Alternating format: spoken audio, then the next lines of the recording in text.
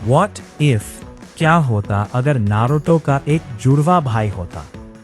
तो इस बार नारुतो की स्टोरी कैसे आगे बढ़ती? क्या इसके होने से नारुतो की स्टोरी में कुछ अलग होता या ये स्टोरी बिल्कुल ही वैसी रहती? चलो इस स्टोरी को शुरू करते हैं। इस नई स्टोरी के स्टार्टिंग में हमें दिखाया जाता है कि कोनोहा की उस अंधेरी रात को, जिस रात नारुतो का जन्म हुआ था। लेकिन इस रात नारुतो इस दुनिया में अकेले नहीं आता है, बल्कि इसके साथ इसका ट्विन ब्रदर भी पैदा होता है। मिनाटो और कुशिना अपने इस दूसरे बच्चे का नाम क्रूतो रखते हैं। लेकिन आप सभी को पता है कि आगे क्या होने वाला है।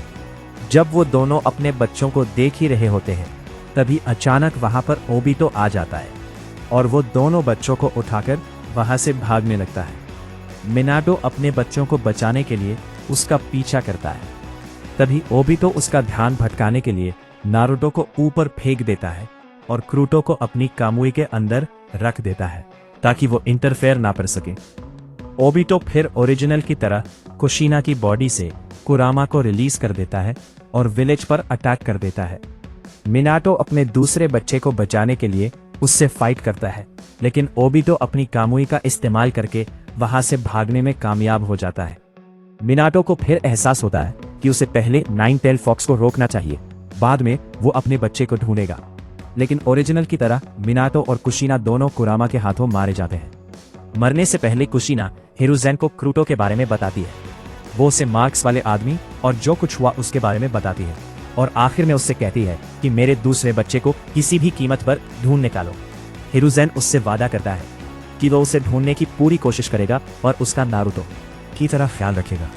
वो तुरंत ANBU ब्लैक ऑप्स को क्रूटो और उस मास्क वाले आदमी को ढूंढने के लिए भेज देता है, लेकिन उन्हें ओबितो कहीं नहीं मिलता।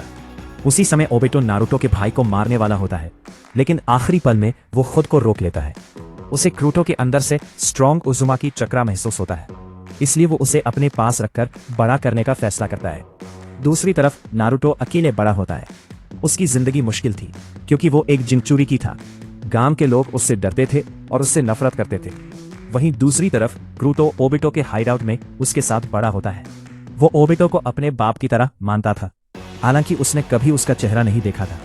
क्रूटो को बस यही यकीन था कि वो मादरा है। ओबितो उसे पर्सनली ताइजुत्सु और निंजुत्सु में ट्रेन करता है। क्रूटो अपनी ट्रेनिंग में अपना टैलेंट और जीनियसपन दिखाता है। इन सालों में ANBU ब्लैक ऑप्स अभी भी उसे ढूंढने की कोशिश करते रहते हैं, लेकिन उन्हें कोई सुराग नहीं मिलता। दूसरी तरफ नारुतो को अपने भाई के बारे में कुछ पता नहीं होता। आगे वो ओरिजिनल की तरह गेनिन बनता है और टीम 7 का हिस्सा बनता है। बाकी सब कुछ वैसे ही होता है जैसा ओरिजिनल स्टोरी में हुआ था। हिरुज़ेन कुशिना से किया वादा पूरा किए बिना ही मर जाता है। अब नारुतो के भाई की सच्चाई सिर्फ कुछ बड़े लोगों और ANBU को ही पता होती है। नारुतो आगे सासुके से फाइट के बाद जिराया से ट्रेनिंग लेने लगता है। वो अभी भी ओबितो से ट्रेनिंग ले रहा होता है। ओबितो उसके दिमाग में इन्फिनिट त्सुकियोमी का प्लान डाल देता है और क्रूटो उस पर यकीन कर लेता है। 3 साल बाद नारुतो आगे बढ़ता है और अकात्सुकी एक्टिव हो जाती है। क्रूटो अब काफी स्ट्रांग हो चुका होता है। वो ओजुमाकी चेन का इस्तेमाल कर सकता था और ओबितो उसके अंदर हाशिरामा के सेल्स इम्प्लांट कर देता है। अब उसके पास वुड स्टाइल की ताकत भी आ जाती है। ओबितो उसे अपना पार्टनर बना लेता है और अकात्सुकी का मेंबर बना देता है।